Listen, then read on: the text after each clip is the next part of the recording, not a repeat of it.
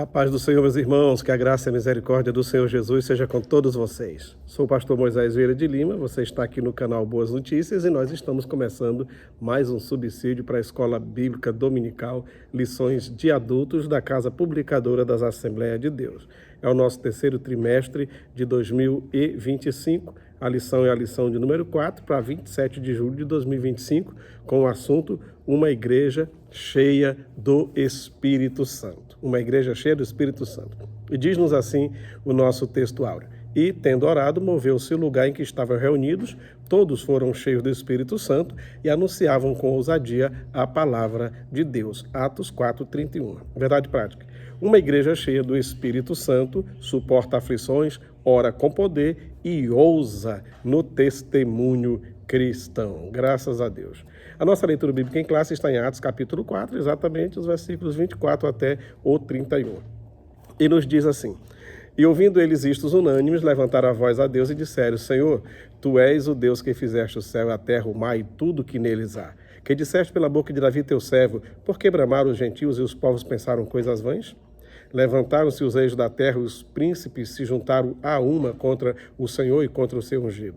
Porque verdadeiramente contra o teu santo filho Jesus, que tu ungistes, se juntaram, não só Herodes, mas Pôncio Pilatos com os gentios e os povos de Israel, para fazerem tudo o que a tua mão e o teu conselho tinham anteriormente determinado que se havia de fazer.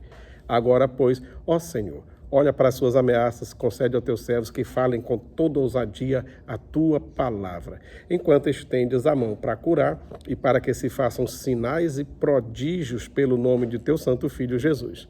E tendo eles orado, moveu-se o lugar em que estavam reunidos, todos foram cheios do Espírito Santo e falavam e anunciavam com ousadia a palavra de Deus. Graças a Deus. Olha, diante dos desafios da vida cristã, muitas vezes nos perguntamos como a igreja pode permanecer firme e influente em um mundo hostil. A resposta está na plenitude do Espírito Santo. Uma igreja cheia do Espírito Santo não se abala diante das adversidades, mas persevera, ora com fervor e anuncia o Evangelho com ousadia. Graças a Deus. Então a nossa lição diz assim a nossa introdução da nossa lição de número 4. Uma igreja perseverante é capacitada para dar testemunho da sua fé, mesmo que em meio ao fogo da provação. Essa igreja suporta as provações porque é cheia do Espírito Santo. Graças a Deus. A nossa lição está subdividida em 3 tópicos, que são uma igreja perseverante, uma igreja que ora com poder, uma igreja ousada no seu testemunho. E você está ouvindo aí agora um helicóptero passando aí, nos ajudando aqui a incrementar o áudio desse vídeo. Ok, seguindo. Então, a nossa lição tem esses 3 tópicos muito importantes. O nosso primeiro tópico ainda é subdividido em subtópicos, como o primeiro: a igreja perseverante suporta o sofrimento, não negocia seus valores e está convicta da sua fé. O nosso segundo tópico nos traz as subdivisões em subtópicos: o primeiro, orando com propósito; o segundo, orando em unidade; e ainda, orando fundamentada na palavra de Deus. E o terceiro, que é uma igreja ousada no seu testemunho, com os subtópicos: ousadia para enfrentar a oposição ao Evangelho, ousadia no exercício dos dons espirituais e ousadia na exposição da palavra. Você deve estar percebendo que o vídeo hoje está meio que improvisado. Estamos no intervalo aqui de umas sessões da AGO, da nossa convenção, e aproveitando aqui esse momento para trazer esse subsídio que não podemos deixar passar em branco. Olha, apenas 6 semanas depois da crucificação de Jesus, o mesmo grupo que orquestrou todo aquele movimento ali contra Jesus, subornaram até pessoas para testemunhar, falso testemunho contra ele. Aquele mesmo grupo que orquestrou a prisão e a morte de Jesus, agora esse mesmo grupo estava ameaçando os discípulos e os apóstolos, apenas 6 semanas depois da crucificação de Jesus. principalmente porque cerca de 3.000 pessoas aderiram no dia de Pentecostes, quando cumpriu-se a promessa e todos foram cheios do Espírito Santo. Muitos que vieram para aquela festa, vieram de vários lugares, voltaram para os seus países, para as suas localidades, agora batizado em águas, agora crendo que a promessa se cumpriu na pessoa de Jesus, e isso, de certa forma, foi um baque naquilo que os judeus achavam que seria uma vitória. A morte de Jesus não produziu vitória nenhuma para os opositores, pelo contrário, foi a vitória do próprio Jesus, pois com a sua morte houve agora o nascimento espiritual de milhares de pessoas no mesmo dia, certo? Então agora esse pessoal estava orquestrando uma perseguição contra os discípulos de Jesus. Por isso, já faz parte da história da igreja, a igreja ser perseguida, obreiros, líderes serem mortos, serem ameaçados, desde que a igreja nasceu. Se você vê falar em igreja perseguida, igreja sendo derrubadas, queimadas, crentes sendo degolados, tá tudo normal, faz parte da vida cristã de quem é crente de verdade, desde o nascimento, desde o nascedouro da igreja, logo lá em Jerusalém, certo? Muito bem, os versículos 29 e 30, quando os discípulos chegam na companhia de demais, depois de serem ameaçados, chegam na companhia dos outros discípulos e contaram o que tinha acontecido, ninguém fez uma oração derrotista, ninguém fez uma oração mimizenta, ninguém fez uma oração de desesperado, de desesperançados. Não, eles fizeram uma oração fervorosa, Depois que eles ouviram, aí no texto da leitura bíblica em classe, ouviram o relato das ameaças que os apóstolos enfrentaram, porque aconteceu um milagre, eles fizeram uma oração, não uma oração pedindo vingança. Você pode depois ver nos versículos, todo o texto, na verdade, mas os versículos 29 e 30. Eles não pediram vingança, tá? Nessa oração, no teor dessa oração, eles não pediram o fim da perseguição. Oh, meu Deus, acaba com essa perseguição, somos teus servos. Não. Eles não pediram por proteção. Olha só, não pediram por proteção. E nem pediram para que Deus parasse com as ameaças que eles estavam sofrendo. De forma nenhuma, não pediram.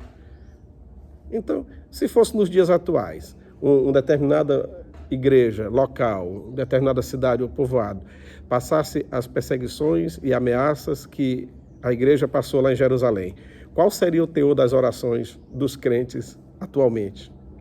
Você que me assiste, como você estaria orando se você estivesse sendo perseguido, estivesse sendo difamado, sendo ameaçado de morte? Qual seria o teor da sua oração? Então, vou repetir. Eles não oraram pedindo vingança, eles não oraram pedindo o fim da perseguição, nem pediram por proteção, nem pediram para parar as ameaças de forma nenhuma. Jesus já tinha dito, no mundo tereis aflição, e eles sabiam disso. Tá? Se perseguiram a mim, imagine a vocês, Jesus disse. Então, eles já estavam preparados para essa situação, certo? E o que é que eles pediram, então, na oração? Eles pediram ousadia para continuar falando, não foram covardes. Eles pediram, Senhor, nos dá ousadia aos teus filhos, teus servos, para que eles continuem falando, entendeu? Eles pediram ousadia no falar e poder para operar milagres. Exatamente, não tinha sido por causa do milagre que ameaçaram os discípulos, então eles pediram foi mais poder para continuar operando mais milagres no nome de Jesus, que através desses milagres Jesus confirmasse a pregação dos seus líderes. Os irmãos, Senhor, confirma a pregação dos nossos líderes, dos nossos pastores, dos nossos apóstolos aí, com milagres, com poder, que o Senhor lhes deu ousadia. Eles não foram mimizentos, lamurientos, tá? E nem usaram de autocomiseração. A autocomiseração é aquela pessoa que se faz de miserável e de coitadinho o tempo todo, tá? autocomiseração, dó de si mesmo, peninha de si mesmo. Senhor, eu não presto mesmo, eu não sou nada, ninguém me valoriza, ninguém me vê, ninguém me dá oportunidade e tal. A minha família não gosta de mim, no meu trabalho todo mundo me despreza, não sei o que, essas orações, autocomiseração, tá? A pessoa que sente dó de si mesmo, pena de si mesmo, tem dó de si mesmo. O narcisista é aquele que se idolatra, se acha o tal. Já a pessoa que tem autocomiseração é esse que sempre se vê derrotado, sempre se vê perseguido, sempre se vê humilhado, que ninguém lhe dá oportunidade, que ninguém valoriza, ninguém isso ou aquilo outro. E quando alguém tem autocomiseração, demonstra até falta de fé. Falta de fé. Quando a pessoa tem autocomiseração, ele não tem esperança, não demonstra ter confiança em Deus e nem nas suas promessas. Esse tipo de crente precisa se converter de novo e saber que, em meio às perseguições e às lutas, Deus ainda está no controle da sua igreja. E tudo que acontece, acontece com um propósito. E no momento a gente nem sabe qual é, mas depois Deus nos mostra, nos revela porque aconteceu tal coisa. Afinal, está escrito, tudo coopera para o bem daqueles que amam a Deus. Na oração dos discípulos, né, que eles oraram ali pelos apóstolos depois de serem ameaçados, na oração eles não focaram nos problemas, não. Eles focaram no que Deus podia fazer por eles, tá? O foco da oração deles não foi o problema que eles estavam enfrentando de ameaças, de perseguição e tudo mais. O foco foi o que Deus podia fazer por eles. Então eles pediram, Senhor, continua dando ousadia para os teus servos, para que eles continuem falando com poder e autoridade, que o Senhor continue confirmando com milagre. Então, o foco foi no que Deus poderia fazer. Eles entendiam que as perseguições aconteceriam, mas não podia faltar milagre. Ameaças poderiam acontecer? Poderia, mas não poderia faltar salvação. Poderia ter perseguição o tempo todo? Poderia, mas não poderia faltar evangelização. Então essas coisas, lutas, perseguição, calúnia, mentira, difamação, sempre aconteceu contra o povo de Deus. E nada disso impediu a igreja a crescer, não é agora que vai impedir. Isso aí pode ser até combustível para você e eu colocar o pé na estrada e continuar fazendo a obra do Senhor, certo? Então no versículo 31, para concluirmos, diz que moveu-se o lugar em que estavam reunidos. Moveu-se o lugar. Esse mover o lugar, não entenda que as paredes afastaram-se alguns metros, que o chão tremeu, afundou, subiu, que o telhado... Não, o movimento aí não foi um movimento geológico, catastrófico, não foi um terremoto. Esse moveu-se o lugar, quando você vai lá para o texto grego, indica uma mudança de clima no ambiente, uma mudança, o ambiente se transformou. Tendo eles orado, o ambiente se transformou. Em vez de um momento de pesar, transformou-se num momento de alegria. Transformou-se num momento de, talvez, tristeza, para um momento digamos, de euforia e alegria na presença do Senhor. Moveu-se o lugar se transformou em um ambiente espiritual, entendeu? De presença de Deus, todos foram cheios do Espírito Santo. O batismo e revestimento de poder acontece só uma vez, mas o enchimento, o ser cheio do Espírito Santo acontece várias vezes, dependendo da situação. Deus nos enche para resolver um problema, Deus nos enche com o seu Espírito Santo para enfrentar uma prova, Deus nos enche com o seu Espírito Santo para entregar uma mensagem, para entregar uma profecia, Deus nos enche do seu Espírito Santo para subir num morro lá no Rio de Janeiro, onde ninguém diz que sobe. Então, às vezes, Deus nos enche para cada situação. Então, o batismo é um só, mas o enchimento pode acontecer várias vezes. Todos esses aqui já tinham sido cheios do Espírito Santo no dia de Pentecostes, quando foram batizados. Agora, cheios de novo, por quê? Porque exatamente é um processo que acontece, é um fenômeno que acontece várias vezes. Moveu-se o lugar mudou, o ambiente mudou, o clima do lugar pela presença espiritual, pela presença de Deus, e todos foram cheios do Espírito Santo de novo. Se a coisa está ficando difícil, você está vendo, não está vendo mais saída, talvez você está precisando ser cheio do Espírito Santo de novo. Já sou batizado com o Espírito Santo. Ótimo, peça para Deus te encher de novo. para você continuar com vigor, com alegria, com disposição para ir à frente, para não voltar atrás no meio das ameaças e das lutas. Precisamos ser cheios do Espírito Santo para continuar a nossa jornada. Afinal de contas, um carro, se você faz uma viagem longa, várias vezes você tem que encher o tanque. Nós estamos numa jornada fazendo a obra de Deus. E vez por outra a gente precisa estar sendo cheio do Espírito Santo, que é combustível para nós seguirmos em frente e não desanimar jamais. Por isso, uma igreja cheia do Espírito Santo é a igreja que faz a diferença. Igreja que não é cheia do Espírito Santo, infelizmente, não vai cumprir o seu papel 100% como deveria. E uma igreja só é cheia do Espírito Santo se seus membros também o forem. Amém? Que Deus nos abençoe.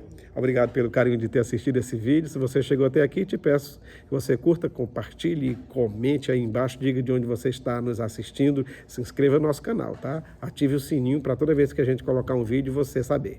Que Deus te abençoe. Uma ótima escola dominical. E se você ainda não é aluno, procure a congregação, coloque seu nome e participe da melhor escola do mundo.